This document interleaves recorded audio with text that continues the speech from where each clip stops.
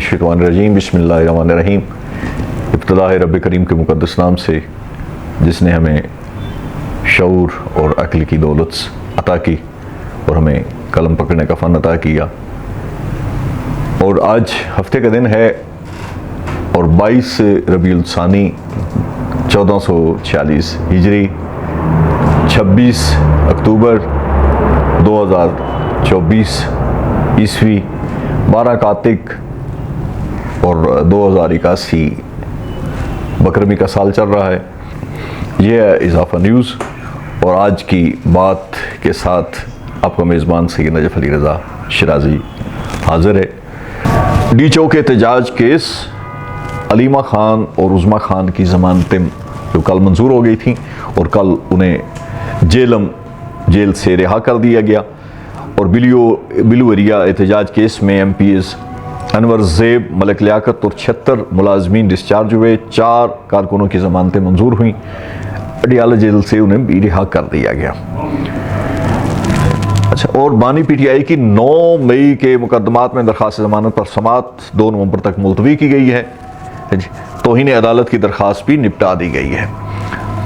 और जो PTI के रहनुमा हैं, PTI के जो कायदीन हैं, वो बड़ा वाज़े तौर पे अंदिया दे रहे हैं, बड़े वाज़े तौर पर वो कह रहे हैं कि इमरान खान बहुत जल्द आवाम के सामने मौजूद होंगे और उन्हें जेल से रिहाई हो जाएगी।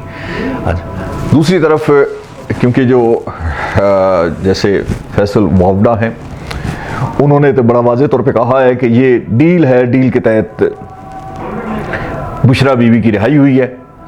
लेकिन PTI के जो रहनुमा हैं उन्होंने साफ तौर पे बड़ा वाज़े तौर पे कहा है कि ना कोई डील हुई है और ना डील के हवाले से हमने कोई बात की है और ना डील के हवाले से हम चल रहे हैं। और बुशरा बीवी ने अगर डील करनी होती तो 9 माह वो जेलों में बड़ी इस्तकामत से वहाँ वो ना गुजारती, वो डील करके पहले ही आ चुकी होती। लेकिन ये डील का इल्ज़ाम ये गलत है और इस डील के इल्ज़ाम को हम तस्लीम नहीं करते। ये है PTI के रहनुमाओं का कहना। अच्छा, ये एक और खबर है मेरे सामने है कि जस्टिस याहिया अफरीदी ने chief justice of supreme court का हल्फ उठा लिया। फैज़ ईसा ने अपने अदलिया में बैरूनी मुदाखलत के मज़ीद दरवाजे खोले। जस्टिस मंसूर शाह का रजिस्ट्रार को ख़त था। उन्होंने कहा था कि ये अपने ख़त में लिखा था कि फैज़ ईसा ने अदलिया में बैरूनी मुदाखलत के मज़ीद दरवाजे खोले, जिससे अदलिया के निज़ाम में तक़वियत नहीं मिली बल्कि उसको अदलिया के निज़ाम में बहुत सारा नुकसान उठाना पड़ा। और इस नुकसान की वजह से जो पूरी दुनिया में अदलिया का इमेज है वो तबाह हुआ।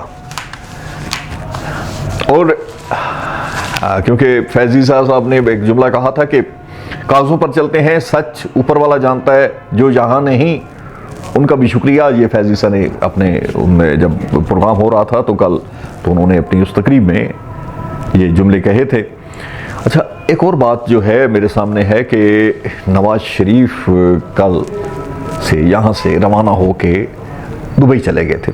उन्होंने एक दिन वहाँ क़याम किया है, एक दिन वहाँ रहे हैं और अब वो लंदन रवाना हो चुके हैं। और उन्होंने अपने पूरा सिस्टम, अपना पूरा निज़ाम जो है, क्योंकि ये पूरे पाकिस्तान में जो जितने भी सियासी हलके हैं या तजिया निगार हैं, वो इस बात पे बड़ा वाज़े तौर पर कह रहे थे कि नवाज शरीफ साहब पाकिस्तान से प्रवास करके लंदन रवाना हो जाएंगे। उनकी ये सारी पेशिनगोई जो सच साबित हुई, उन्होंने वाकई ही यहाँ से प्रवास भर ली और वो पाकिस्तान से रवाना होकर लंदन पहुँच गए हैं। एक और जो बात जो है वो अपना कल से पूरे पाकिस्तान में बहस का हिस्सा बनी हुई है, वो है अपना हमारे सामने वो बड़ी वाज़े तौर पे वो है कि इस्लामाबाद कैदियों की 3 वैन्स पर हमला, तमाम कैदी दोबारा गिरफ्तार कर लिए गए। ये हुकूमती मौक़िफ़ है, जबकि दूसरी तरफ ये कहा जा रहा है कि ये झूठ में मबनी खबर है और क्योंकि कैदियों की वैन पर हमला नहीं था बल्कि एक साजिश थी जो वफाकी हुकूमत ने और इस्लामाबाद पुलिस ने मिल के किया है। जबकि वो अता तारड़ साहब का ये कहना है कि 25 हमलावर थे, 25 हमलावरों ने इसको अपना उस 3 वैन्स को निशाना बनाया, उन्होंने हमला किया, उससे वैन्स को भी नुकसान हुआ और उन्हें फरार करा दिए। जबकि ये मौक़िफ़ बड़ा वाज़ेह तौर पे है, जिसका अपना वकास अकरम ने भी ये जुमले कहे हैं। उन्होंने कहा कि अगर उन्होंने भागना होता तो वो वहाँ खड़े क्यों रहे।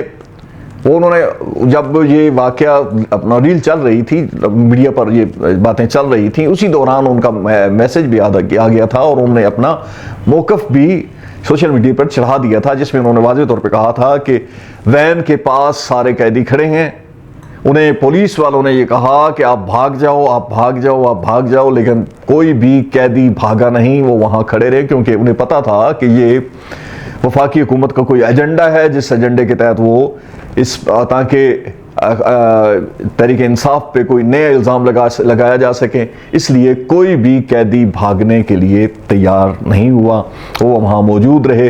अब और उन्होंने वज़ीर आला जो हैं KP के, उन्होंने बड़ा वाज़ेह तौर पे कहा है कि ये ड्रामा है और इस ड्रामे में SHO ने बड़ा अहम किरदार अदा किया है, जो क्योंकि उसने खुद वैन के शीशे तोड़े हैं। हुकूमत और इस्लामाबाद पुलिस आए रोज़ जेली ड्रामे कर रही है। ये PTI के रहनुमाओं का मौक़िफ़ है और सोचने वाली बात है कि क्या वाकई ऐसा है। अगर ऐसा है तो पुलिस का मौक़िफ़ को देखा जाए या वफाकी हुकूमत के मौक़िफ़ को देखा जाए या PTI के मौक़िफ़ को देखा जाए, तो तीनों में बहुत ज़्यादा तज़ाद है और इस तज़ाद की वजह से आवाम शशोपंज का शिकार हैं। इन्हीं अल्फाज के साथ मैं इजाज़त चाहूँगा, इजाज़त दीजिएगा। पाकिस्तान जिंदाबाद।